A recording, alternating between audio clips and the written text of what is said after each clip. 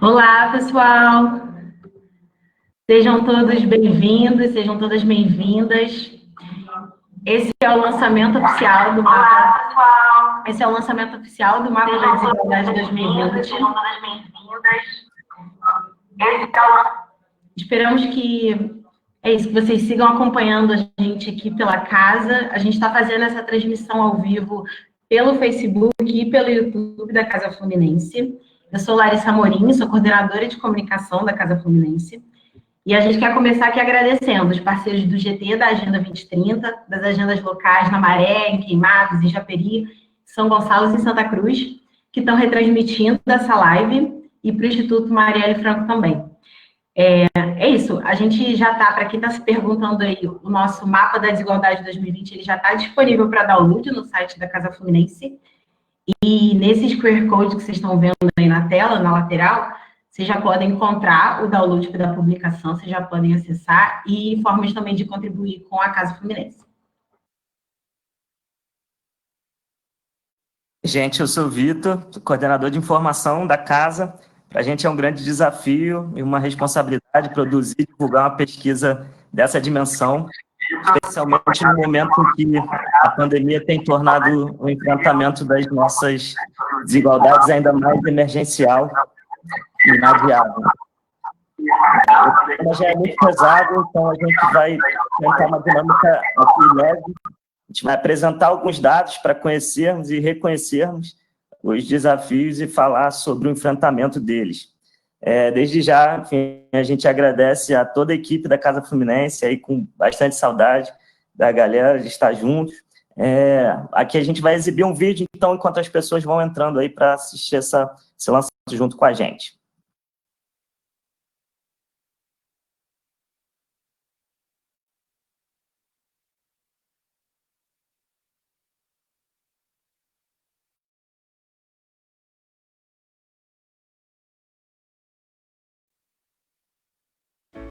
Vivemos em um momento em que as desigualdades estão afetam o acesso da população a direitos sociais básicos, como, por exemplo, o abastecimento de água limpa. Entendemos que o primeiro passo para a mudança é o diagnóstico da crise.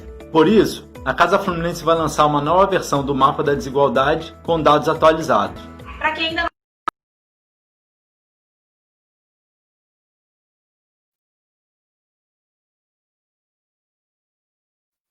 Os 22 municípios em forma de mapa. No total, a publicação reúne 40 indicadores que são divididos em 10 eixos temáticos, que são habitação, emprego, transporte,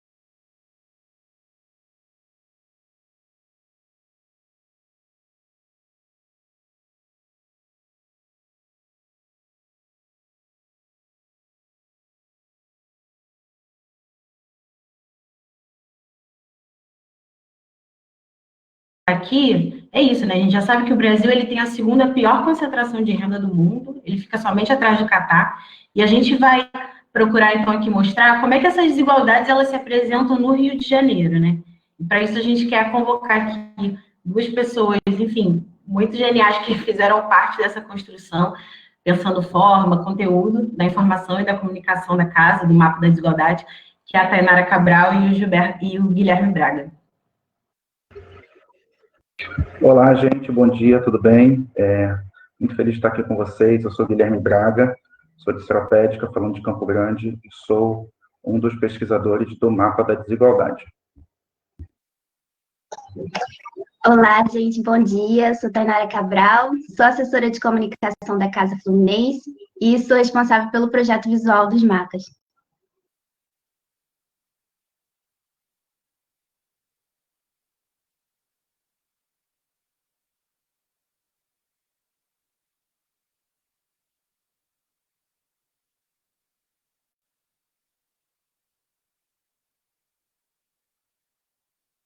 Vamos falar um pouco sobre a metodologia do mapa.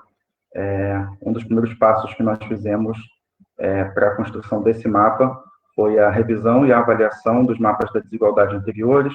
Alguns deles, os mapas anteriores estão disponíveis no site da Casa Fluminense. E esse foi o nosso primeiro passo, olhar aquilo que a gente já tinha feito sobre desigualdade na região metropolitana do Rio de Janeiro. É isso, e o passo 2 foi a seleção e organização dos novos indicadores a partir dos eixos e valores da Agenda Rio, né? A nossa agenda propositiva de políticas públicas, então todos os indicadores dentro do mapa estão atravessados com os eixos da Agenda Rio 2030. O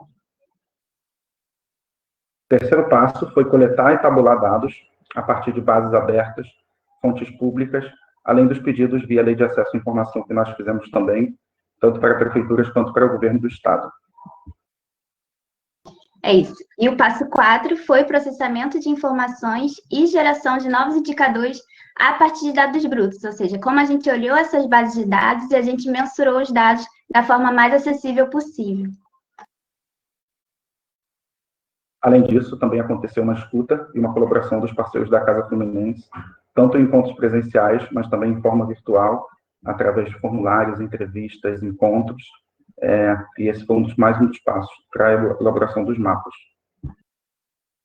Bom, e o último passo deles, o passo 6, que foi a construção e a diagramação dos mapas e análise sobre os indicadores, ou seja, a gente quis fazer da publicação uma publicação em que as pessoas de mais diversas áreas pudessem ler, então tornar essa visualização dos dados mais acessível é uma das principais propostas do mapa, né? Então, a gente utilizou de cores, ícones, para poder guiar essa leitura.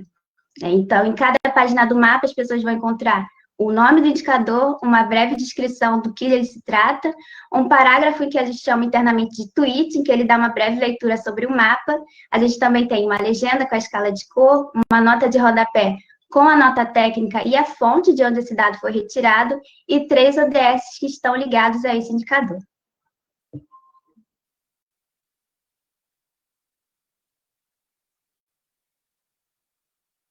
Essa é a tela do nosso primeiro mapa, o mapa de renda média. Esse mapa vai mostrar como é o rendimento médio dos moradores da região metropolitana do Rio de Janeiro, ou seja, o quanto as pessoas ganham por mês, considerando todas as suas fontes de renda. Esse é um mapa baseado no censo de 2010.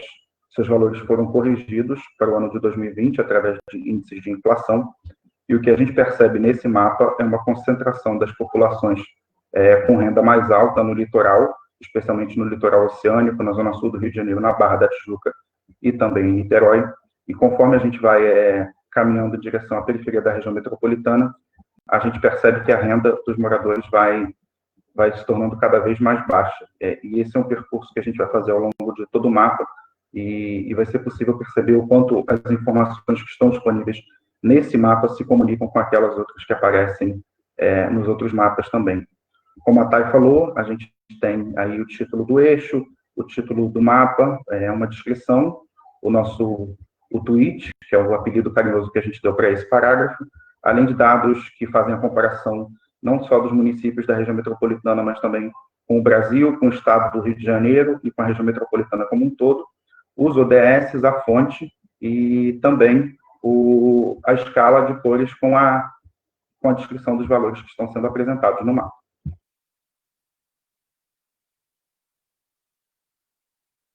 Bom, é isso.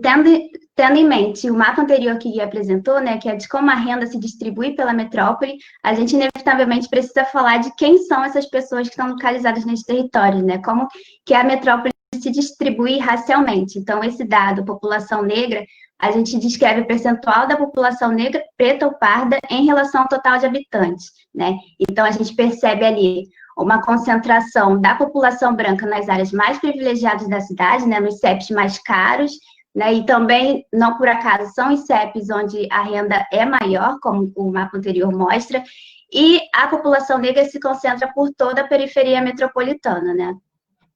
E tendo esse mapa também em mente, o próximo,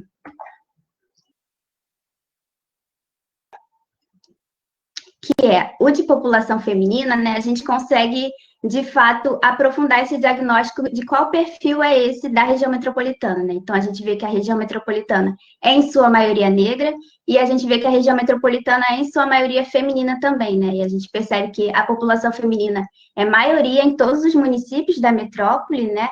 E é isso. É importante frisar que esses dois dados, tanto de raça quanto o da população feminina, são referentes ao último censo do IBGE, então a gente percebe que o último foi em 2010, então a gente tem uma lacuna bem grande, né, com relação a esses dados, e é importante frisar que a importância de um novo censo para a gente ter esses dados mais atualizados e mais precisos, né.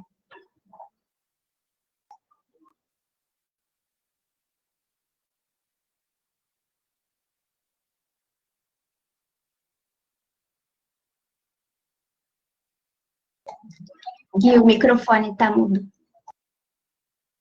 Perdão, gente.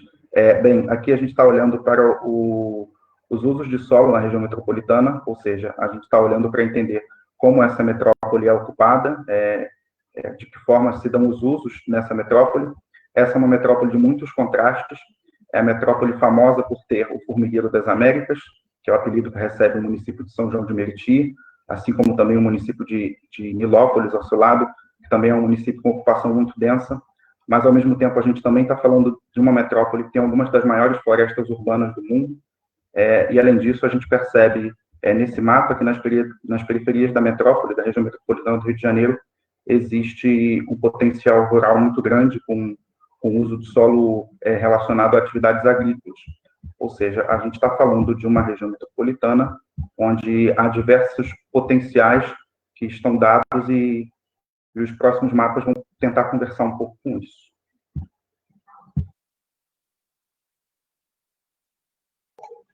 Perfeito, Gui. Bom, abrindo este emprego, a gente traz, né, dois indicadores que retratam essas desigualdades de renda, né, e de acesso a oportunidades. Então, a gente trouxe aqui como destaque o 2B, que é a diferença salarial entre brancos e negros, em que esse mapa ele vai mostrar a diferença de remuneração salarial média entre brancos e negros por município, né? Então, a gente percebe que em todos os municípios, com exceção de Cachoeira de Macacu, em todos os municípios, brancos recebem mais do que negros, né?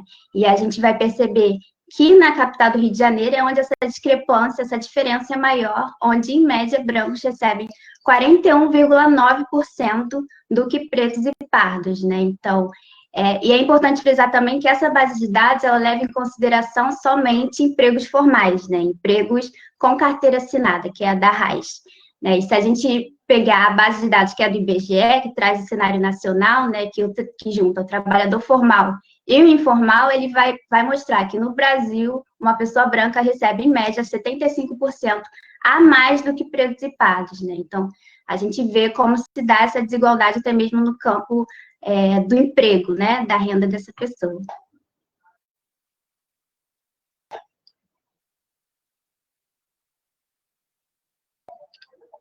Aqui a gente olha para mais um mapa, esse é o primeiro mapa do eixo transporte, e esse mapa fala sobre o peso da tarifa no transporte público. Ou seja, o que a gente calculou aqui foi, considerando o valor da passagem dos ônibus municipais em cada um dos municípios da região metropolitana, a gente quis entender o quanto do percentual da renda das pessoas seria gasto se elas comprassem 44 passagens de ônibus, ou seja, um ônibus de ida e um ônibus de volta durante os dias úteis do mês. E a gente percebe que nas regiões mais ricas da metrópole, esse comprometimento de renda não chega a 5%. No entanto, nas regiões mais pobres, que são essas que estão em vermelho, a gente tem um comprometimento da renda das pessoas que passa de 1/3 da sua renda mensal, sendo gasto apenas potencialmente com a compra de passagens de transporte urbano. Esse mapa ele foi feito com dados pré-pandemia, ou seja, a gente está falando ainda de um modelo de transporte que segue a lógica do financiamento somente com o custeio das passagens, e o que a gente tem percebido hoje em dia é que esse modelo de financiamento não está se sustentando, porque para ele funcionar é necessário que os ônibus andem lotados. Ou seja, o que a gente tem aqui é o diagnóstico de uma situação que vai precisar ser enfrentada na região metropolitana nesse período de retomada, na chegada dessa nova região metropolitana que a gente vai ter que conhecer a partir das mudanças que ocorreram por conta do coronavírus.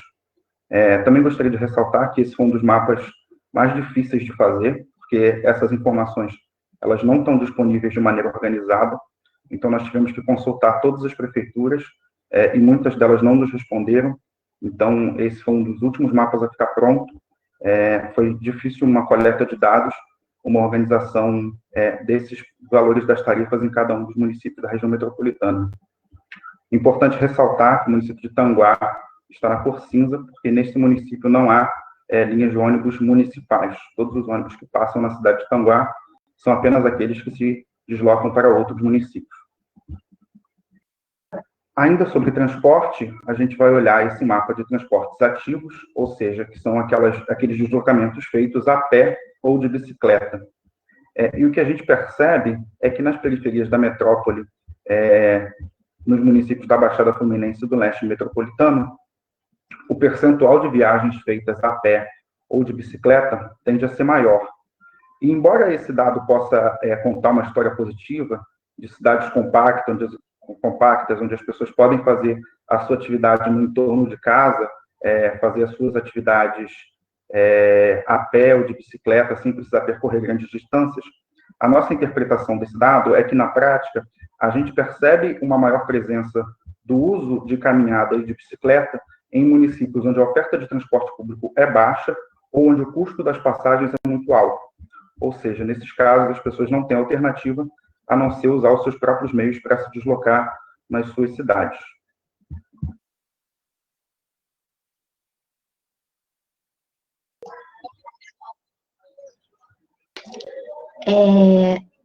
Bom, abrindo o eixo de segurança, né, a gente traz 4 indicadores que retratam quem são as principais vítimas dessa política de segurança atual, né, que mais aposta no confronto armado, que não enfrenta, de fato, os desafios da segurança pública no Estado. E esse dado aqui, a gente traz a questão da violência contra as mulheres, né, a gente percebe, e ele registra os casos de violência contra a mulher por 1.000 mulheres, ou seja, a gente percebe que em Maricá, né, esse índice é de 20, né? Maricá é a cidade aqui da metrópole. Maricá e Paracambi, né, são os municípios onde tem mais casos registrados, né, e que dentre esses 22 municípios da região metropolitana, apenas 7 têm delegacias especializadas contra a mulher, né, então a gente olhar para esse cenário, né, de crescimento de casos de genocídio, né, de crescimento de casos de violência contra a mulher, a gente olhar para a metrópole e perceber que apenas 7 têm delegacias especializadas em atendimento à mulher, a gente refletir sobre que mecanismos, né, os estados, né, que instituições os estados têm fornecido para essas mulheres vítimas dessas violências, para que elas possam ser acolhidas, para que elas possam ser ouvidas, para que, de fato, combata esse crescimento dos crimes de feminicídio e de violências, né? Então, a gente olhar para isso também é extremamente importante. Esses dados são do ISP de 2018.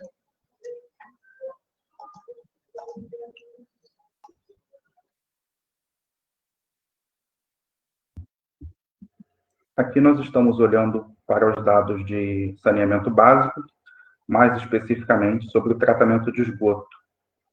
A pergunta que esse mapa responde é quantos por cento dos moradores, o esgoto de quantos por cento dos moradores de cada cidade é tratado.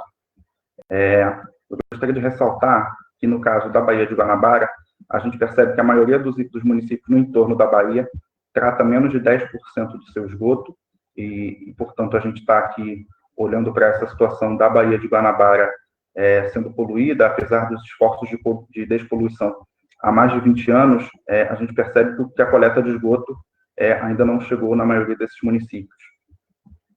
Por outro lado, eu gostaria de olhar também para o oeste metropolitano, e a gente tem aí os casos dos municípios de Itaguaí, Seropédica, Japeri e Paracambi, onde simplesmente nenhum por cento, nada de esgoto dos seus habitantes é tratado. Esses 4 municípios são municípios que estão na bacia do Rio Guandu, então vamos lembrar que ainda esse ano, a gente começou esse ano falando sobre a crise da geosmina, da poluição das águas no Rio Guandu, e o que a gente percebe é que na bacia do Rio Guandu, a gente tem 4 municípios onde o esgoto não é tratado, ou seja, essa nossa região metropolitana do Rio de Janeiro, essa metrópole de 2 baías, percebe os municípios no entorno de cada uma de suas 2 baías com o percentual praticamente nulo de esgoto sendo tratado.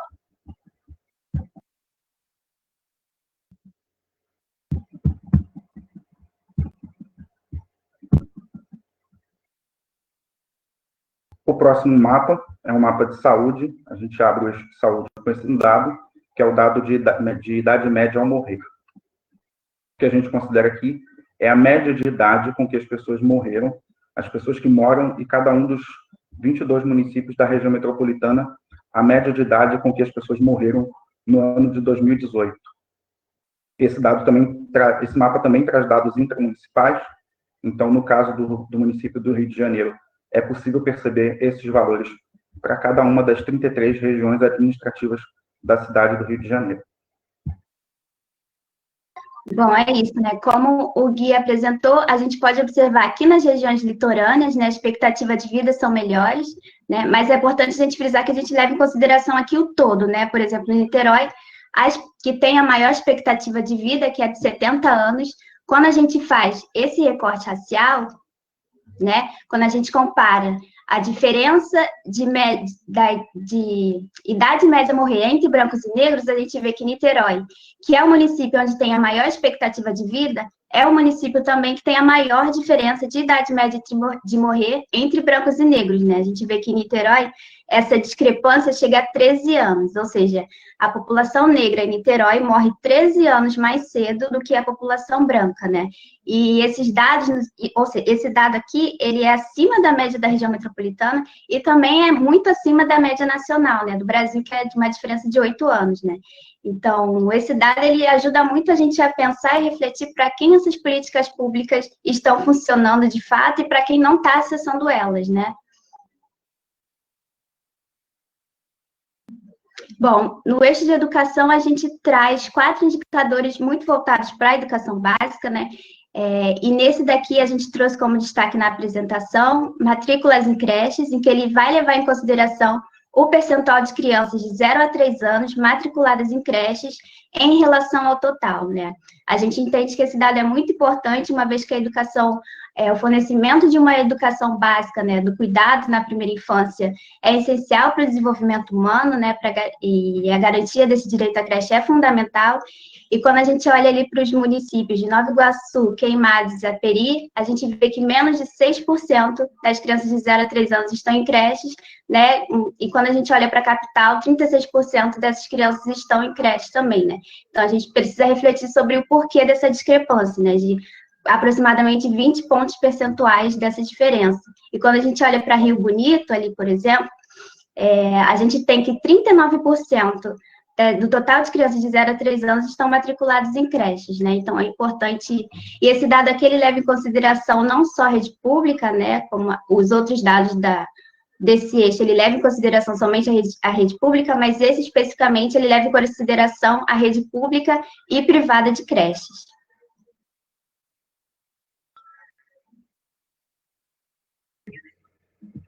Estamos no eixo cultura agora. Esse é o nosso mapa de salas de cinema. Esse mapa foi produzido a partir da base de dados da Ancine e depois nós reconferimos esses dados. Então, nós verificamos um a um para conferir se os valores estavam certos. Portanto, esse é um mapa gerado a partir de bases públicas, mas também a partir da geração cidadã de dados. O que a gente vê nesse mapa é a concentração das salas de cinema na região metropolitana do Rio de Janeiro. Então, antes de mais nada, eu gostaria de chamar a atenção que praticamente metade das salas de cinema na região metropolitana do Rio de Janeiro estão localizadas no eixo entre a Barra da Tijuca e a Grande Tijuca, passando pela zona sul do Rio de Janeiro, embora nessas regiões habitem apenas 16,3% da população da região metropolitana do Rio de Janeiro.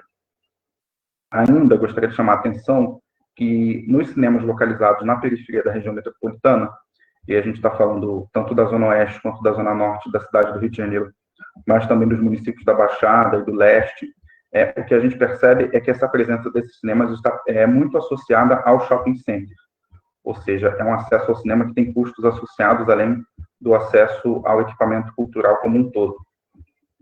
E esse é um mapa interessante também, porque ele mostra as informações que não estão apresentadas no mapa, ou seja, se a gente fosse considerar os cineclubes que existem na região metropolitana do Rio de Janeiro, é bastante provável que o mapa fosse o inverso, que a concentração de cineclubes e de iniciativas populares de acesso à cultura e de distribuição de cultura estariam nessas regiões em que o mapa aparece na cor branca, ou seja, os 11 municípios da região metropolitana do Rio de Janeiro, onde não há nenhuma sala de cinema.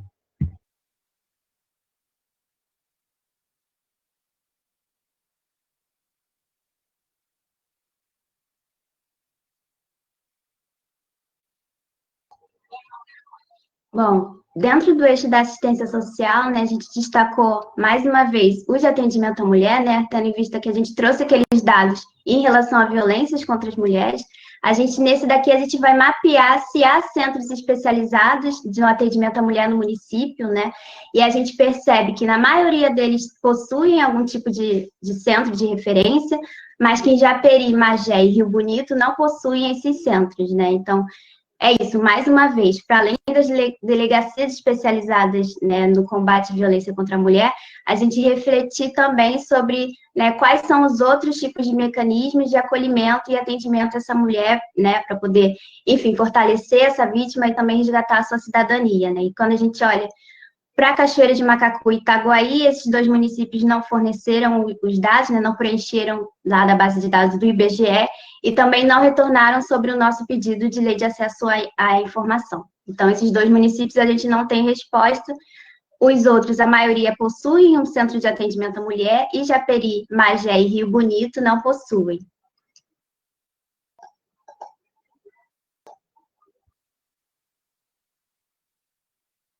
Bom, e dentro da gestão pública, né, enfim, dentro da gestão pública, a gente trouxe 4 indicadores que mostram também essas desigualdades, né, na área da gestão, e a gente trouxe daqui a questão do orçamento per capita dos municípios, né, qual é a renda dos municípios. Então, a gente vê aqui que Maricá é o que mais tem essa receita líquida, a receita líquida mais alta da região metropolitana do Rio, né? Então, os dados de Magé e Seropédica não estão disponíveis no sistema de informações contábeis e fiscais e foram obtidos através do Tribunal de Contas do TCE. Então, a gente frisa ali Maricá e Niterói, que concentram, né, uma maior receita líquida dos municípios.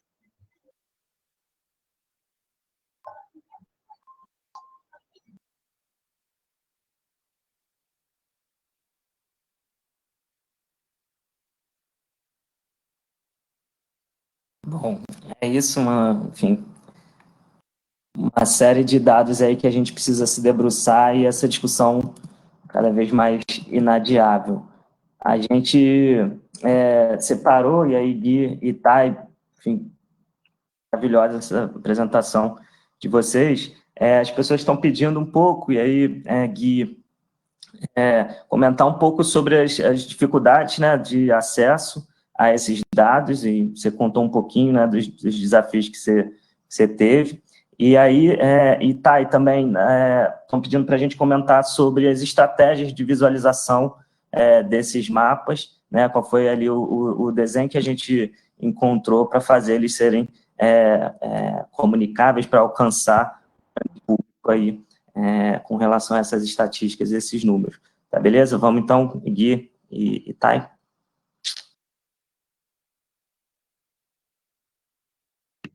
Bem, um dos desafios na produção desses mapas é que a gente se propôs a falar sobre 22 municípios da região metropolitana do Rio de Janeiro. Ou seja, é uma produção de dados descentralizada, as prefeituras elas produzem dados e esses dados ficam em portais diferentes ou, eventualmente, elas não produzem os dados. Então, um dos principais desafios nossos é conseguir acessar dados de 22 municípios diferentes e conseguir unir eles e torná-los comparáveis para que a gente possa ter um retrato da região metropolitana. Então, eu diria que esse é o primeiro grande desafio, é reunir esses dados. A gente tem o problema da falta de produção de dados do Estado, e aí o Estado, eu digo, enquanto Estado, ente nacional, então a gente está falando não só do Estado do Rio de Janeiro, mas também do governo federal. A gente tem essa dificuldade de acessar dados, às vezes esses dados não estão reportados o suficiente para que a gente possa usar nos mapas. Então, por exemplo, a gente tem números que vão dar conta só da região metropolitana como um todo, ou então só da capital, e aí não nos permitiriam fazer esse diagnóstico de cada município, que é como a gente se propõe a falar. E um terceiro problema, talvez um dos que mais chame a atenção em relação à produção desses mapas, se refere à Lei de Acesso à Informação. A Lei de Acesso à Informação é um instrumento legal que assegura que a transparência deve ser a norma em relação aos poderes do Estado. A Lei de Acesso à Informação ela já existe há 8 anos, e ela diz que os cidadãos têm o direito de acessar as informações que o Estado tem. No entanto, quando a gente tenta usar a Lei de Acesso à Informação para conseguir os dados com as prefeituras, a gente percebe que em alguns sites não há um formulário de acesso à informação, embora isso seja uma exigência da lei. Na maioria dos municípios, os prazos não são cumpridos, em alguns deles, simplesmente, nós não recebemos resposta. Então, para contar uma curiosidade, aquele mapa que a gente olhou sobre as tarifas de ônibus, nós fizemos as perguntas para aquele mapa entre o final de janeiro e o início de fevereiro. E alguns municípios ainda não nos responderam, embora já estejamos em julho. Ou seja, a lei determina que eles têm 20 dias para responder, no máximo mais 10. No entanto, mesmo após mais de 100 dias, alguns municípios ainda não enviaram respostas a perguntas bastante simples, como, por exemplo, qual é o preço da passagem nessa cidade? E as prefeituras não nos responderam. Nós tentamos ligar para algumas prefeituras e os servidores municipais não sabiam informar essas informações, nos orientaram a perguntar direto às empresas de ônibus. Ou seja, essa história, essa anedota nos conta um pouco sobre como é difícil coletar dados, mesmo que os dados mais simples, na região metropolitana do Rio de Janeiro.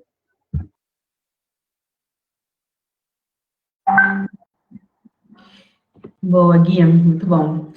É isso, agora a gente queria ouvir também um pouquinho da Tainara Cabral, aí, compartilhando um pouco também, falando um pouco sobre a experiência dela, né, nesse processo do desenvolvimento do projeto visual, né, do mapa da desigualdade, como é que foi esse esforço, né, em torno da visualização dos dados, né, de tornar esses dados mais acessíveis, e aí também complementar um pouquinho ali com esses 2 dados que a gente falou ali, queria ainda falar no ciclo anterior, sobre pessoas negras assassinadas pelo Estado e mulheres no legislativo, que a gente considera que são indicadores aí fundamentais para pensar e debater desigualdade. Perfeito, Lari. Vou começar pelos últimos mapas, né, que é para a gente poder retomar o debate. Pode projetar a apresentação de novo?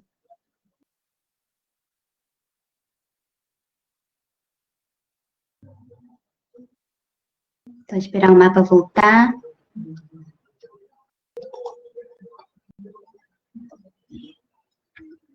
Mas, enfim, né, falando sobre esse desafio de tornar a visualização dos dados mais acessível, né, acho que foi sempre, desde o início, né, da construção, desde a pesquisa, né, essa forma de como a gente faz a leitura dos dados e como a gente mensura ele da forma mais acessível possível, é uma dessas etapas, e depois como a gente representa eles graficamente, né. Então, como vocês puderam ver em algumas dessas telas que a gente destacou, mas vão poder ver na publicação completa também, é uma publicação que ela não tem medo de usar das cores, né? A gente usa das cores para amarrar a narrativa dos eixos, né? Para facilitar essa leitura. Quando a gente olha para o mapa da desigualdade, né? A gente vê que os municípios, né, que têm os piores ou os melhores indicadores, eles vão estar mais destacados, né? Essas cores vão estar mais destacadas, né? E isso torna a leitura muito mais facilitada, né? E a gente quis também fazer dessa publicação uma publicação que não seja só academicista, né? Que só um perfil determinado de pessoas possam fazer a leitura disso. A gente fez com que esse mapa ele pudesse ser facilmente interpretado por mais diversas pessoas, que esses mapas possam ser usados em salas de aula, que esses mapas podem ser usados em rodas de conversas, por exemplo. Então, para que mais pessoas possam se apropriar dessas narrativas, para que, de fato, se empoderem e cobrem nos seus municípios, nos seus territórios, né? Então, todos os elementos gráficos ali são para, de fato, tornar essa leitura também mais afetiva, mais próxima das pessoas que, muitas das vezes, não consomem esse tipo de conteúdo também, né? Ou se veem distantes dele, né? E voltando para o eixo da segurança pública, né? Que é um dado importante para a gente refletir também que a gente não está falando só de dado, a gente está falando de vidas, né? São vidas aqui, essas porcentagens, esses índices, essas taxas, são vidas de pessoas que são afetadas por isso. E quando a gente volta aqui para o eixo de segurança pública, eu não sei se já está projetado para vocês, mas a gente tem... A gente tem, né, a gente traz no eixo de segurança pública, como eu falei anteriormente, né, quem são as principais vítimas desse atual modelo de segurança pública, né, que mais investe em confronto armado, né, que causa mais morte do que, de fato, enfrenta os desafios da segurança pública no estado do Rio. E quando a gente olha, né, para esse indicador, pessoas negras assassinadas pelo Estado, a gente vê, de fato, que existe um genocídio em curso, né, e esse genocídio, ele tem sido... ele tem, na força policial, uma dessas ferramentas de perpetuação dele, e quando a gente olha para esse mapa, a gente vê que tem 5 municípios onde todas as vítimas assassinadas pelo Estado são de pessoas negras, né? E é importante a gente frisar que esses dados, né, essas porcentagens, elas levam em consideração os casos dentro dos municípios, ou seja, quando a gente olha para Petrópolis, Cachoeiras de Macacu, Guapimirim, Seropédica, que tem um número de 100%, quantitativamente, esses números são inferiores em relação à capital, que tem 81% das suas vítimas pelo estado de pessoas negras, né? Então, a porcentagem nesses municípios das bordas se destaca, mas em outros municípios, o quantitativo de pessoas negras assassinadas pelo estado é muito maior, né? E quando a gente olha a média nacional e a média do estado, a gente vê que na região metropolitana, a média de pessoas negras assassinadas pelo Estado é muito maior que no estado do Rio de Janeiro e muito maior do que a média nacional no Brasil. Então, a gente vê um cenário muito, muito urgente da gente pautar isso, né, de repensar essa política de segurança que a gente tem utilizado, que o atual governo, Witzel, tem utilizado para enfrentar os problemas de segurança pública, né?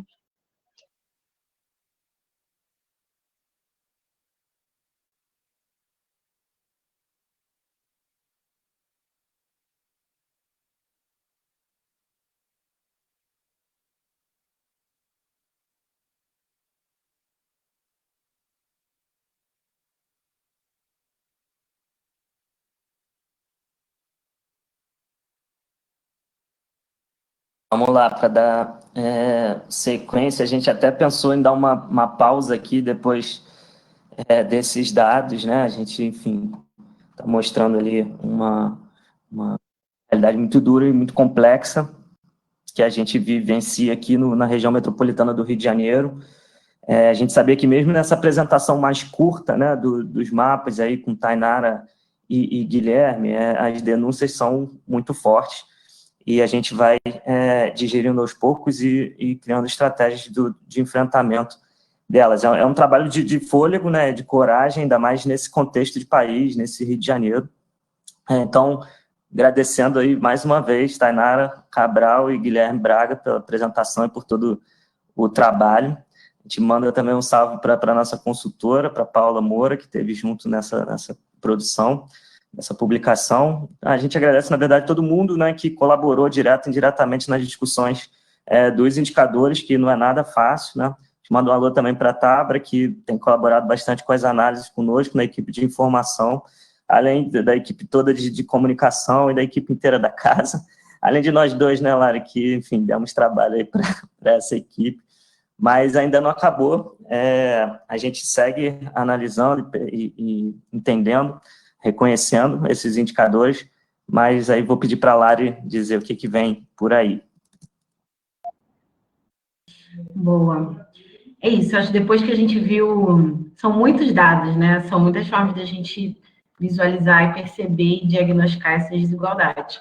A gente agora vai para o debate, queria chamar nossos provocadores de hoje. A gente vai ter um debate, então, sobre desigualdades estruturais, desafios emergenciais e o futuro das cidades, né? Um debate para a gente refletir, então, sobre todos esses indicadores que a gente viu hoje aqui, e também a gente projetar e pensar soluções e que formas a gente pode enfrentar essas desigualdades. Então, a gente está aqui hoje com a Ana Carolina Lourenço, que é cofundadora do Movimento Mulheres Negras Decidem, Program Officer também do Fundo Ação Urgente, e o Henrique Silveira, que é geógrafo e coordenador executivo da Casa Fluminense. É isso, gente, sejam bem-vindos e vamos começar o debate. Pode começar, Ana? Não, a gente... Inverteu? Vou começar. Vocês estão me escutando bem aí? Tá me ouvindo bem, Lari? Enfim, esses testes... Estou ouvindo, perfeito. Tá, beleza. Bom, gente, eu queria também começar agradecendo todo mundo que está aqui acompanhando a live. Esse é um momento muito importante, emocionante para toda a equipe da Casa Fluminense, que esteve dedicada à construção desse material nos últimos anos. Então, é um momento assim, de muita alegria para a gente poder compartilhar esse material com vocês. A gente espera genuinamente que esse material contribua para o debate sobre desigualdade na região metropolitana, né, construção de políticas públicas para superar essas desigualdades. E, enfim, é um prazer grande estar aqui com vocês. Nessa parte agora a gente tem aqui o desafio de comentar algum desses dados que estão aqui e ainda fazer o esforço de olhar para frente, né, de olhar como, diante de uma realidade tão difícil que tantos números, né, apresentam para a gente, quanto a realidade externa, né, do Covid, da crise política, da crise ambiental, da crise econômica, né, pesam sobre a gente, mas como é que a gente consegue encontrar caminhos para fazer essa travessia. Então, vou aqui, em alguns minutos, tentar passar brevemente por pontos que me parecem importantes para essa reflexão. Ainda sobre o mapa, eu acho que, sobretudo, quando a gente compara o último mapa, né, o mapa de 2015, que a Casa Fluminense lançou, com o mapa de agora, sem dúvida, esse mapa tem uma inflexão racial muito forte. Né? A gente tem vários indicadores, né, com recortes raciais para a gente enxergar essa desigualdade. Isso é fruto tanto de um processo de reflexão interna da Casa Fluminense, quanto também desse movimento emergente de luta antirracista. Né? Na Casa Fluminense, a gente entende que não dá mais para falar de desigualdade sem a gente localizar muito bem onde é que está o racismo. Como o racismo ele é um instrumento que reforça, né, e perpetua estruturas de desigualdade e de violência na sociedade brasileira, na realidade do Rio metropolitano. Então, acho que esse é um elemento forte que o mapa traz, né? E é importante a gente pensar que a questão do racismo é isso, a gente não pode enxergar como uma questão individual, é uma questão estrutural, né? E para enxergar como questão estrutural, a gente precisa olhar na nossa história, na história brasileira, identificar no processo de escravidão, né, que durou séculos, né, qual é o legado que esse processo de escravidão deixou para a gente até hoje. Né? Esse legado ele vai se transformando, né, nesse racismo estrutural que impõe condições de vida e acesso a serviços públicos diferentes por conta da cor da sua pele, de onde você mora. Então, por exemplo, o mapa vai mostrar a diferença de expectativa de vida em pessoas brancas e negras, né? O dado de Niterói é um dado que é mais expressivo, né? A população preta vive em média 13 anos menos do que a população branca. Enfim, essa situação de racismo estrutural, ela no final do dia, o que ela promove é que entre a população mais pobre, a maioria é negra.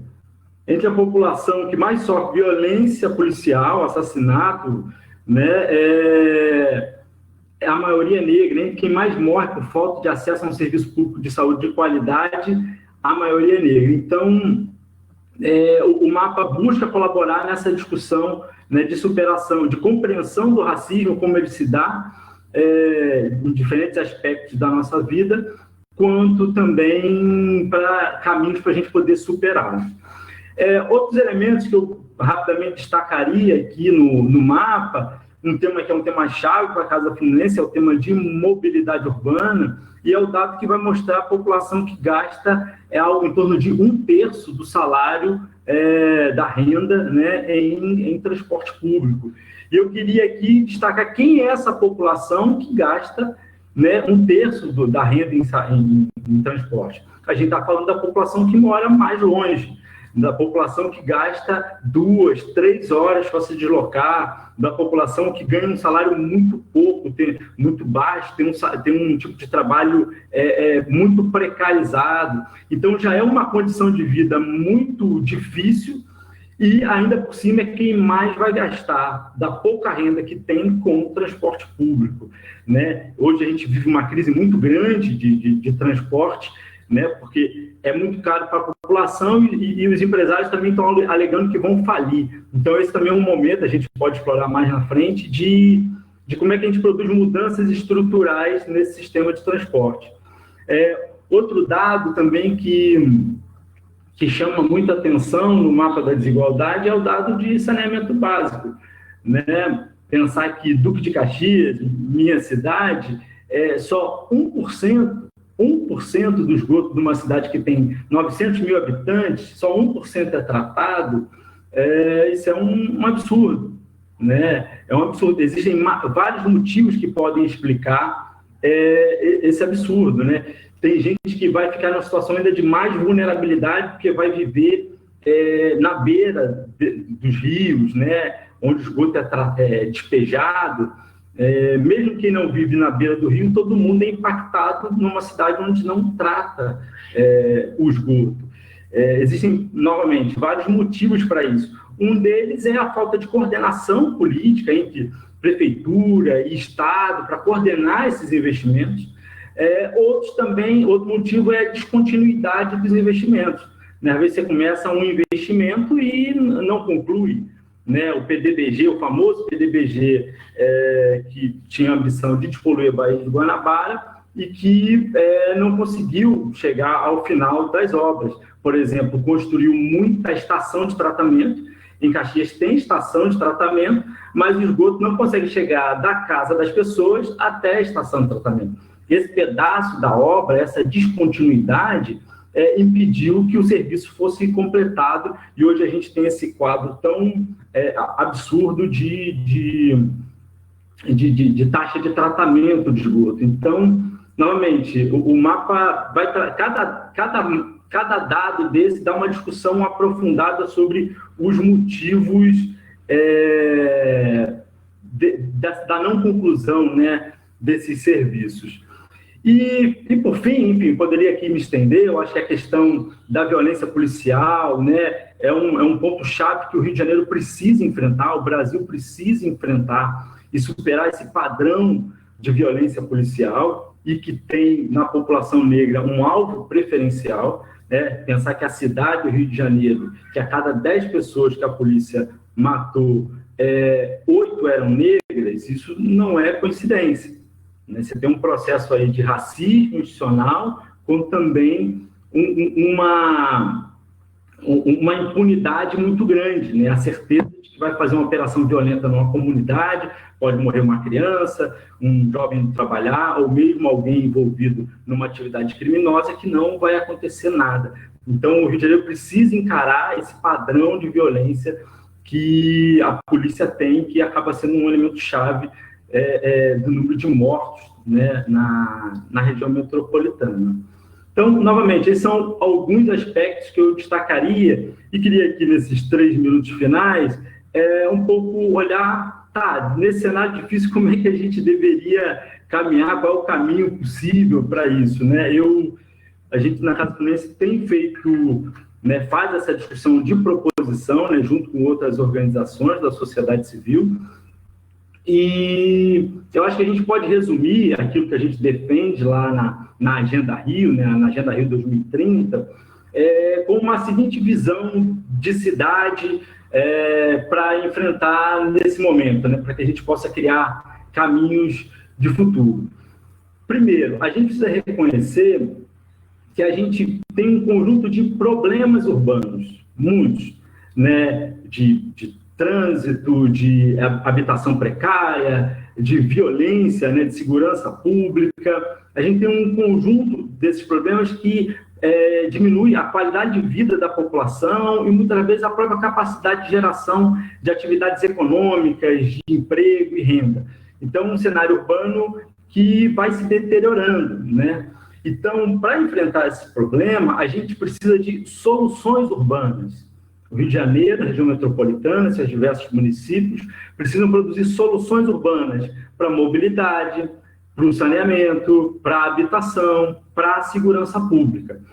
Essas questões, essas soluções urbanas, elas não serão resolvidas, né, da noite para o dia, mas a gente precisa urgentemente endereçá-las, organizá-las com planejamento, com financiamento, da maneira correta, para que ao longo dos anos esses problemas sejam equacionados. Então, tem um trabalho de organização dessas soluções urbanas. Se a gente fizer bem esse trabalho de planejamento e organização delas, a gente pode criar uma alavanca para a geração de emprego, né? Porque para fazer saneamento e habitação, por exemplo, a gente gera trabalho e renda.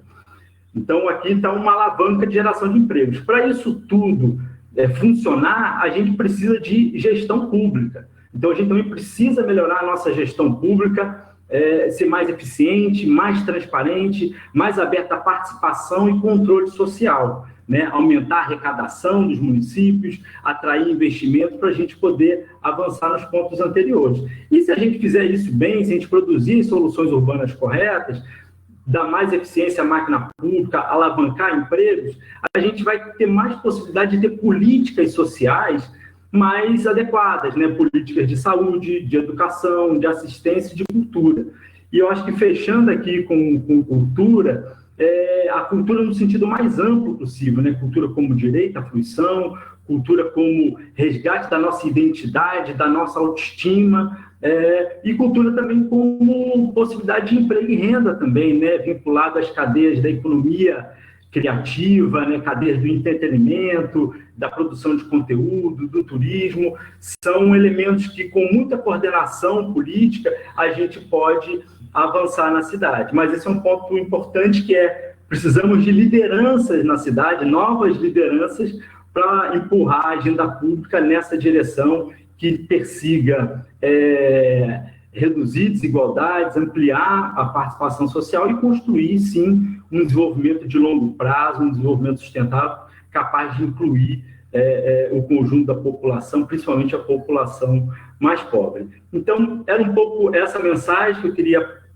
partilhar aqui, enfim, parabenizando também muito a equipe da casa que trabalhou para produzir esse material, disponibilizar aqui para vocês, e a gente segue no debate público em busca de transformação social. É isso. Obrigado, gente.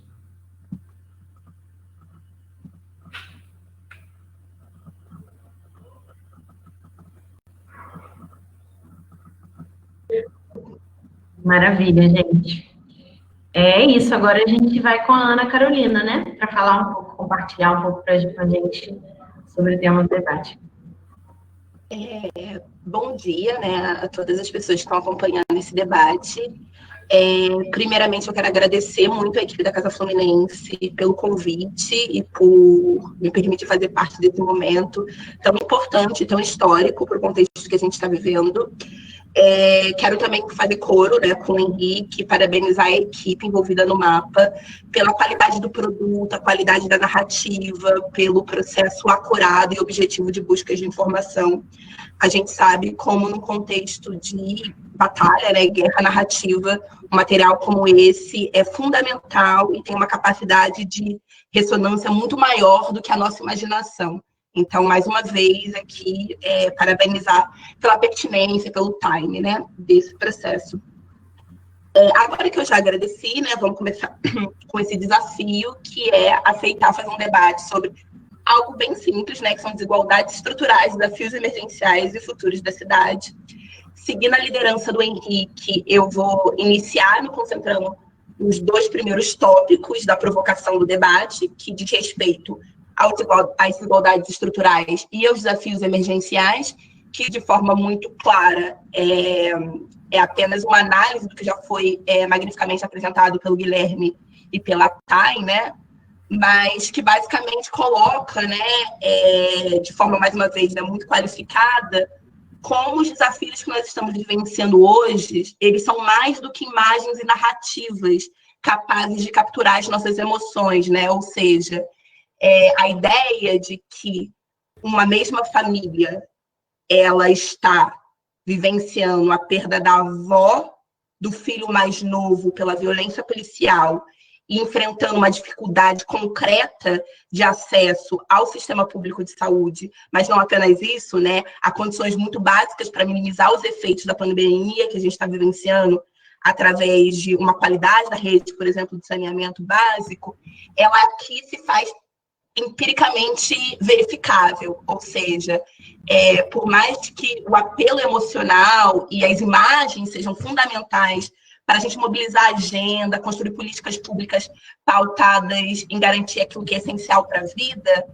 aqui a gente, de forma muito concreta, consegue dizer quem, qual é o rosto, onde vive, como vive, quanto tempo gasta no transporte, em que setor da economia trabalha, qual é a raça, né? Qual é a cor, qual é o gênero dessa pessoa. Então, de fato, isso ajuda muito aqueles que estão querendo produzir políticas públicas baseadas em dados e evidência, né, sem dúvidas, mas também ajuda muito os movimentos e os coletivos que estão agora mobilizando as agendas para dizer que o fundamental é colocar no centro aquilo que é essencial para a vida. Então, a partir disso, eu vou aprofundar alguns pontos, né, que me mobilizaram mais, muito por conta da minha formação e da minha trajetória profissional. A Larissa já me apresentou, mas só para falar um pouco mais, eu sou socióloga. Atualmente, eu digo atualmente porque foi exatamente no meio da pandemia, eu passei a liderar um programa de respostas rápidas na América Latina, que no contexto da pandemia triplicou a quantidade de pedidos de apoio que recebeu a nível de América Latina e Caribe, e que, ao olhar, né, para esse portfólio, ou seja, novo que está sendo construído a partir da pandemia, a gente entende como a experiência do Rio de Janeiro, muito bem demonstrada aqui, ela, na verdade, é exemplar do projeto latino-americano, né, de ocupação do espaço e de poder, ou seja, que as pessoas que mais estão experimentando o que é mais urgente e emergencial, produzido pelo contexto da pandemia, são pessoas que fazem parte desse projeto mais amplo, onde território, classe, gênero e raça fizeram parte da matriz de opressão. Então, é bem interessante, né? Porque eu sou do Rio de Janeiro, mais do que do Rio de Janeiro, sou da região metropolitana do Rio de Janeiro, de Mesquita. Então, para mim, é muito importante ver como esse olhar local, específico, que pode produzir um detalhamento maior, é capaz, sim, de produzir análises e narrativas que podem mobilizar a agenda pública a um nível mais regional, e que é fundamental. Quando a gente olha, né, para o que a gente chama de desafios estruturais no campo das ciências sociais, mais especificamente, né, das matrizes de opressão, né, como eu coloquei, sem dúvidas a categoria renda, ela é uma categoria chave de leitura, né, não só por conta da tradição dos debates de classe, que fazem parte, né, da forma como a gente vê as políticas públicas, mas também na forma como a gente analisa os fenômenos sociais e urbanos, mas porque, como muito bem demonstrado pelo mapa, a chave de renda aqui, ela revela como as outras estruturas se operam e se interseccionam. Então, ao a gente falar, né, o primeiro mapa apresentado que demonstra, por exemplo, esse perfil que vai sendo confirmado em todos os outros indicadores que vão qualificar níveis de bem-estar social, né, quando a gente olha que Niterói possui 4,5 vezes uma renda média superior a Japeri, por exemplo, trabalhando aqui com os extremos, né, no marco da desigualdade, a gente vai percebendo como todas as outras categorias vão se desvelando nessa mesma direção, o que significa, né, como o Guilherme colocou bem, que quando a gente olha renda, violência, políticas de assistência social, políticas de enfrentamento a violências mais específicas, como de gênero, estar no litoral, ser branco, ter acesso a uma renda específica, ou seja, fazer parte, né, de um recorte geográfico onde essa renda é mais presente, amplifica e qualifica a sua chance de viver, quando a gente olha os dados tanto de letalidade policial, mas de renda, de média de índice de morte, né, idade média de morte. Então, isso é muito interessante quando a gente olha essa primeira categoria, ou seja, que a experiência brasileira de desigualdade, né, como a gente iniciou falando, né, que o Brasil é o segundo país mais desigual do mundo, atrás apenas do Catar, ela é verificada de forma aguda na experiência do Estado do Rio de Janeiro e da região metropolitana do Rio de Janeiro, e ela vai revelar todas as emergências que nós estamos vivenciando nesse momento. Quando a gente qualifica mais a emergência, ou seja, a gente tenta entender o caso brasileiro, né, e aqui o caso fluminense, o porquê da experiência emergencial que a gente vivencia ser tão aguda no nosso território, aqui a gente tem que olhar de forma mais específica, para além desse projeto de longo prazo, né, que eu iniciei falando, a gente tem que olhar para as nossas capacidades de respostas a nível de Estado e de políticas públicas.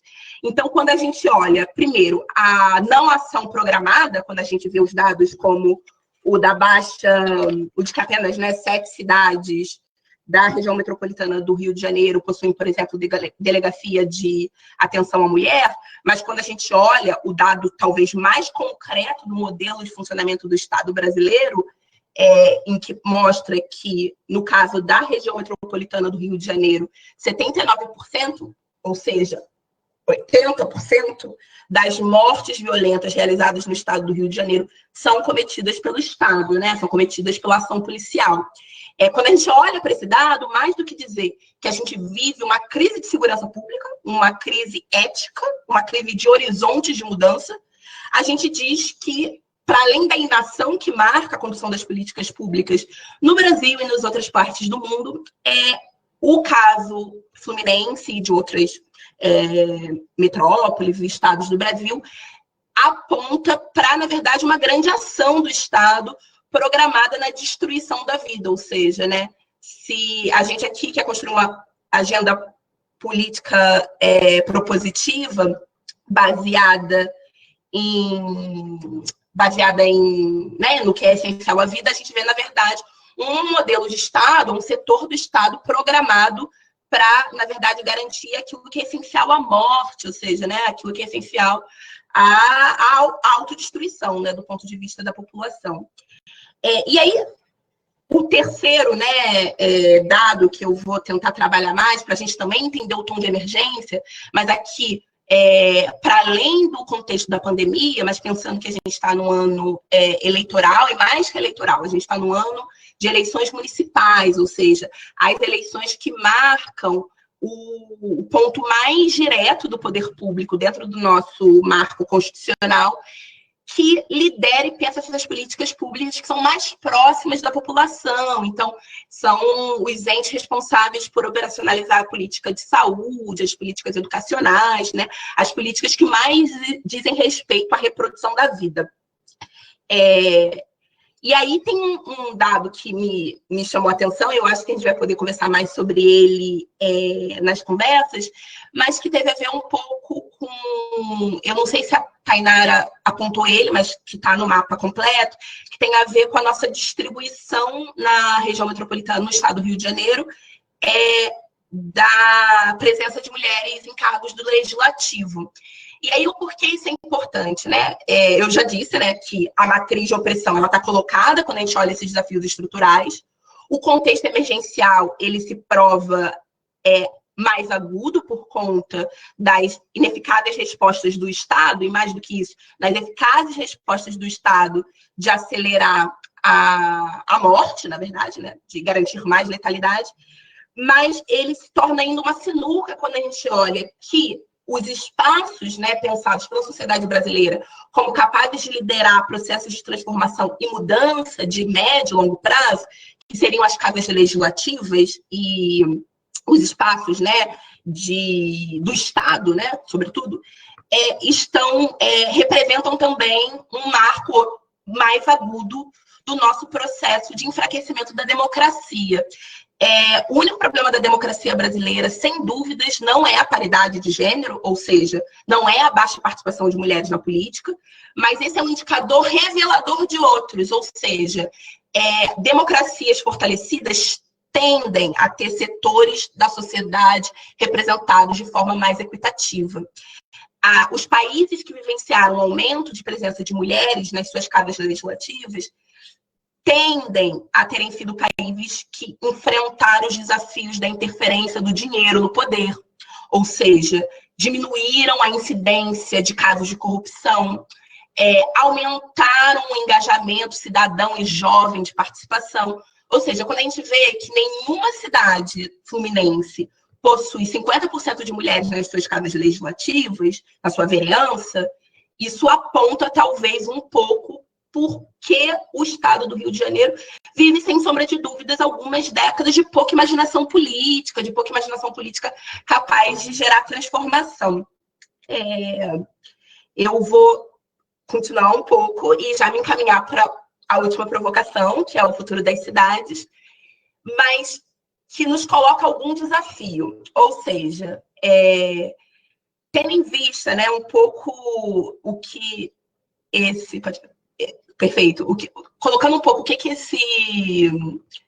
esse cenário nos coloca, né, que eu descrevi agora, de que a gente vivencia um momento emergencial, onde as nossas dívidas de igualdade estão batendo a porta, porque nós não resolvemos os problemas que nós deveríamos ter resolvido no século XX, a gente precisa apontar para um cenário de transformação e mudança, capaz, sim, de repensar os futuros das cidades. Eles passam, sem sombra de dúvidas, pela construção de uma agenda propositiva e a superação dessas desigualdades que o mapa apontou e que eu salientei, mas passa por um esforço muito grande de coordenação, articulação, emergência e atuação, né, de novas vozes e corpos capazes de liderar esses processos. É um pouco essa proposta dos movimentos que eu faço parte e estou super disponível para continuar o debate. Obrigada. Maravilhoso, Ana.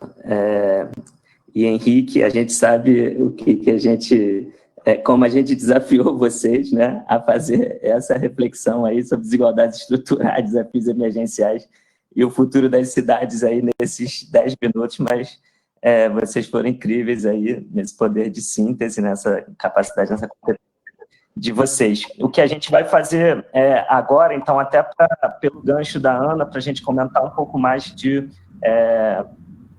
um indicador, é justamente falar, e aí pedir para o Henrique falar um pouco, comentar as estratégias de enfrentamento dessas desigualdades todas que a gente apresentou aí, essas articulações, enfim, os trabalhos que a gente da Casa Fluminense, junto com a nossa rede aí, tem feito, e justamente mirando aí o futuro das cidades. Então, tem mais 5 minutinhos aí para o Henrique completar um pouco desse debate. Aí, na sequência, a Lari volta e comenta esse mapa junto com a Ana. Tá bem? Vamos lá, Henrique. Beleza, Vitor. Eu acho que desafios, né, estratégias que a gente tem para frente, primeiro é reconhecer também a gravidade e a complexidade da crise que a gente vive. Não é pouca coisa o tamanho dessa crise, novamente, política, de saúde, econômica, de violência, crise social, aumento da pobreza. É uma situação realmente muito difícil. E como a Ana falou, a gente tem muitos problemas que já era para ter sido resolvidos, já deviam ter sido resolvidos. Esses problemas não só não se resolveram, mas como eles ficaram mais difíceis, eles ficam mais complexos, né? Então, de fato muito, muito complicado, mas a gente não tem outra opção senão ter esperança que pode ser melhor e trabalhar para isso, né? Ter muita sobriedade para trabalhar. A maneira como a gente enxerga a partir da Casa Fluminense, e até junto com a Fundação Cidadania Inteligente, de uma estratégia mais objetiva para esse ano, é que a gente precisa dar um giro na política. A gente só vai conseguir avançar se a gente der um giro na pauta, e aí o mapa ajuda nessa direção, de um pouco mostrar o que é prioridade de fato, onde é que estão as desigualdades, e como é que a gente constrói soluções urbanas. Então, veja bem, a pauta precisa estar voltada para a construção das soluções dos problemas. Isso parece uma coisa simples, mas a gente vive hoje um conjunto de governantes que estão construindo mais problemas do que soluções, né? Haja vista no estado do Rio de Janeiro, um governador que, né, tudo indica que já vai ser pichado, né?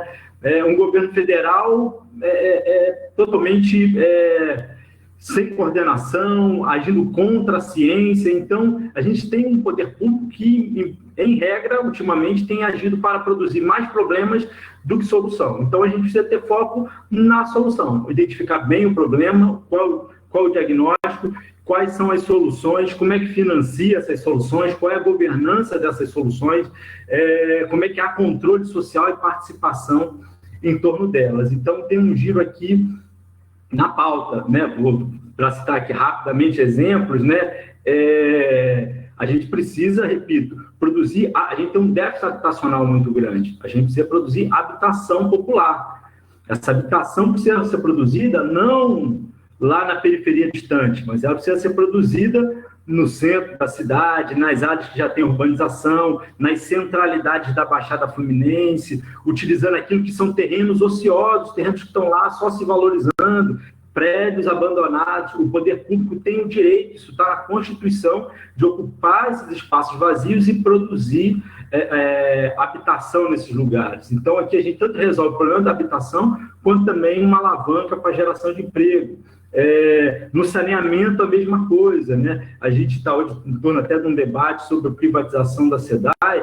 É importante lembrar o seguinte: a SEDAI, em 2019, teve um lucro de R$1 bilhão. R$1 bilhão. Aí você pensa, como é que um Estado que está falido vende uma empresa que dá um lucro de R$1 bilhão? Então, a gente precisa fazer com que esse R$1 bilhão seja investido, de fato, no saneamento. Então, acho que a discussão não é vender a SEDAI, a discussão é como a SEDAI pode servir aos interesses da população fluminense, né? Então, novamente, o debate tem que estar focado em solução e não em arrumar mais problemas. Isso é de um lado. De outro lado, a gente também precisa dar um giro, também nos protagonistas, nas protagonistas dessa nova agenda pública. Então, a gente entende, a partir da Casa Fluminense, que a gente precisa de mais mulheres, a gente precisa de mais negros, a gente precisa de mais jovens, mais pessoas que vêm da periferia e alinhados com uma agenda de igualdade, né, de enfrentamento das desigualdades. Essas pessoas, sim, precisam começar a ocupar mais espaços de poder, né, de tomada de decisão, para fazer essa agenda das soluções avançar. Né? A gente precisa dessa renovação popular, né? De gente comprometido com uma pauta antirracista, antimachista, mas também orientadas para uma agenda de futuro, né? De novas tecnologias. Cara, acredito que caiu aqui.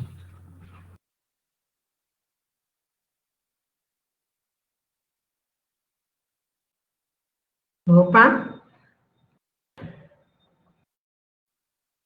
Caiu, Henrique? Tudo bem, depois ele volta, gente. Vamos seguindo aqui. É isso. Então, agora a gente está recebendo várias perguntas, comentários, a gente está adorando aí ver daqui a interação de vocês no ao vivo. Acho que tem muita coisa sobre incidência, né, agenda propositiva a partir desses dados.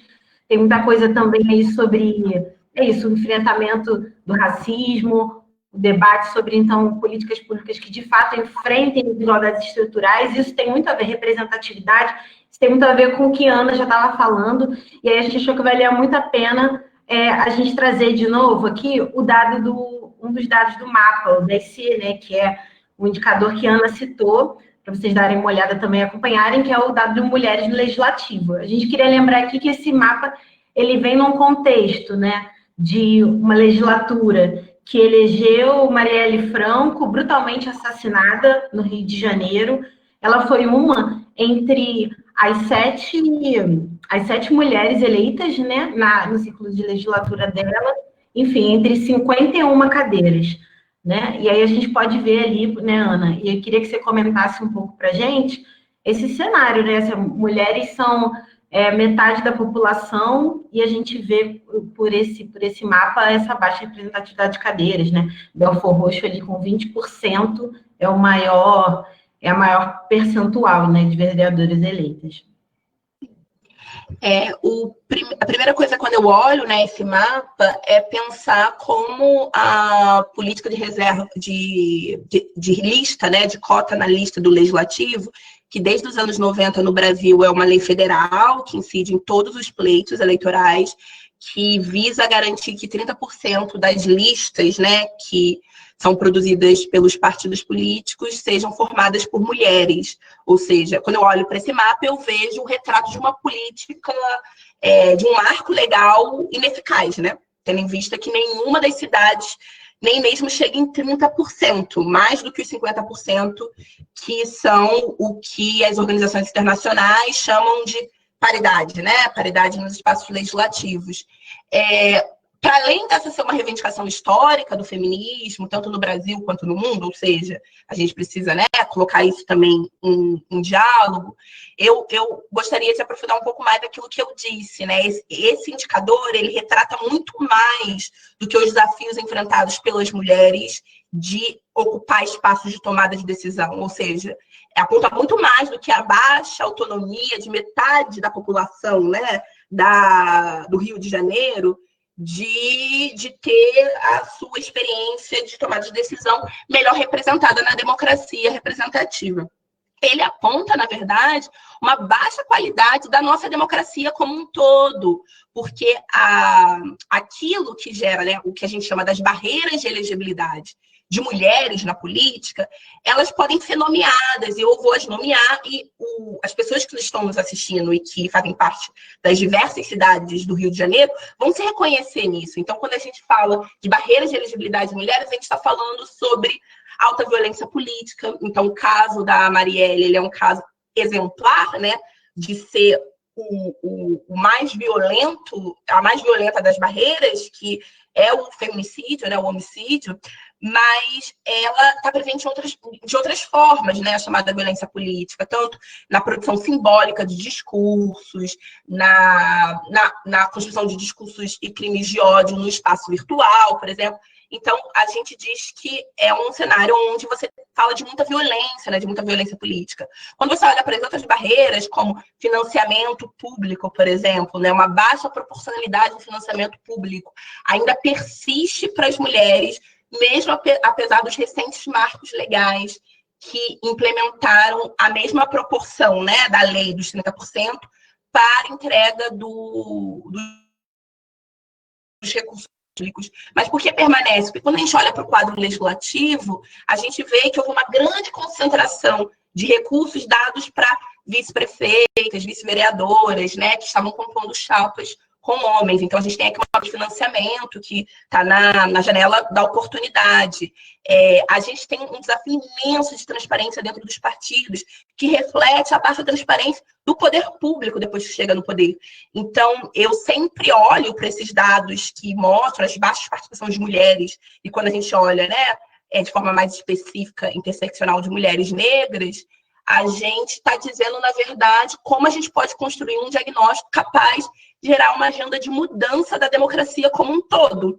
Porque promover o aumento, né, uma tsunami de mulheres nas casas legislativas fluminenses vai significar mais do que uma vitória, né, do campo feminista, vai significar, sem sombra de dúvidas, uma vitória na nossa qualidade de condução de políticas públicas. Então, o convite é um pouco esse, né? Verdade, que a pauta da paridade, da participação de mulheres negras, é uma pauta de qualquer pessoa que quer produzir políticas públicas com bases mais participativas, democráticas e de alta qualidade. Um pouco isso.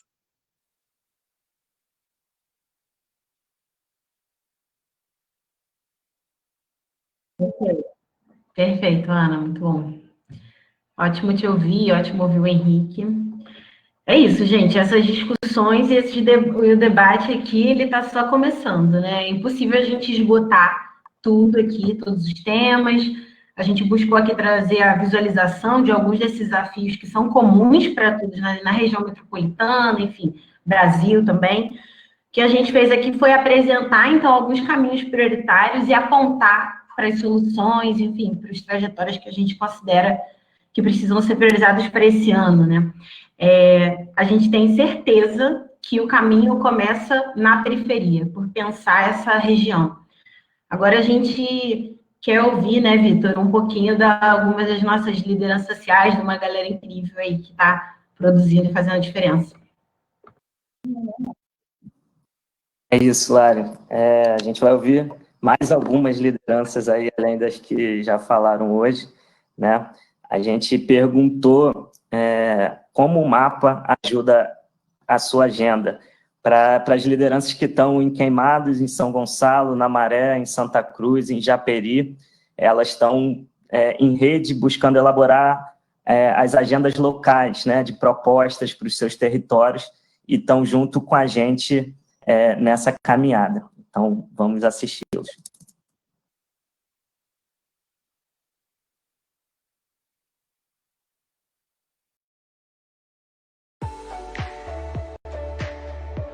Olá pessoal, eu sou Gisele Castro, sou uma das coordenadoras do Golfinhos da Baixada, que é uma iniciativa social daqui de Queimados, região da Baixada Fluminense.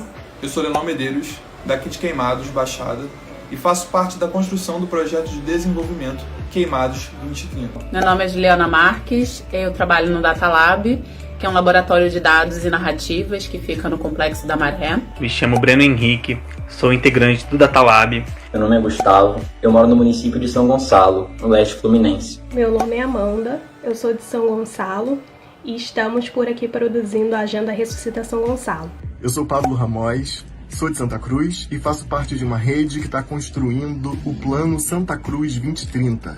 Eu sou Juliana Guimarães, do Conselho Britânico, e nós apoiamos o desenvolvimento da Agenda Local Santa Cruz 2030. Meu nome é Êxodo da Silva, sou do Fórum Popular Permanente de Japeri. Eu, Carlos Evandro, da Associação Mobiliza Japeri. Meu nome é Patrícia, faço parte do Mobiliza Japeri.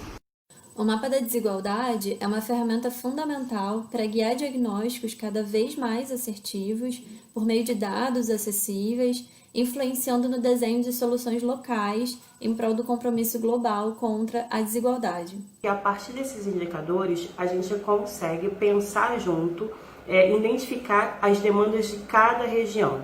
E aí, identificando as demandas de cada região, a gente consegue pensar em soluções de superação dessas demandas populares. A gente sabe a importância desses dados para as nossas pesquisas e para a produção das nossas narrativas.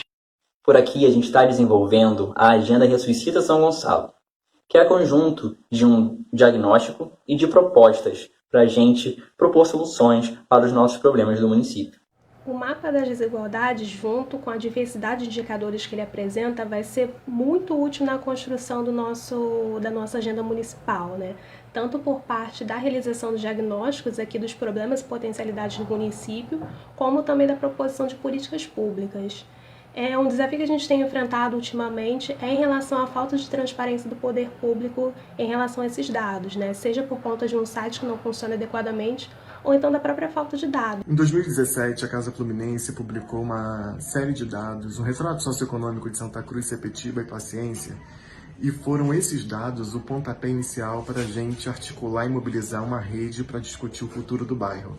Então a gente está muito curioso para ter acesso aos dados do mapa da desigualdade, porque esses dados com certeza serão mais uma plataforma de impulsionamento para a gente discutir o desenvolvimento sustentável local, uma sociedade mais justa. E por aqui nossa agenda é a agenda do saneamento básico, que a gente trabalha a partir do nosso projeto que chama Cocosap, que existe desde 2018 e que é um projeto de mapeamento e incidência, né, na temática a partir da percepção da inadequação do saneamento feita pelos próprios moradores, né, através do WhatsApp. Nossa agenda de desenvolvimento tem o foco nas necessidades específicas de Queimados e da Baixada. Trabalhar com ciência é a melhor solução. Nos mapas da desigualdade, você encontra números precisos, dados e diagnósticos que favorecem um serviço público inteligente. Temos problema na mobilidade e no acesso ao saneamento básico. Não temos ainda um plano de mobilidade urbana do município. Não temos também um plano municipal de saneamento básico. As estações dos trens faltam de acessibilidade aos deficientes. Parte da população de Japeri ainda não tem acesso à água potável. Os transportes de Japeri são os precários. Ainda temos valas negras no município, né? Falta tratamento de esgoto, entre outras coisas. Por isso achamos importante a elaboração do mapa de desigualdade. Esse mapa é de extrema importância para o nosso município também, porque aponta índices em que a gente precisa melhorar, que a gente precisa desenvolver nossa cidade, para que essa geração de hoje e a geração de 2030 possa ter indicadores melhores e possíveis agora e depois.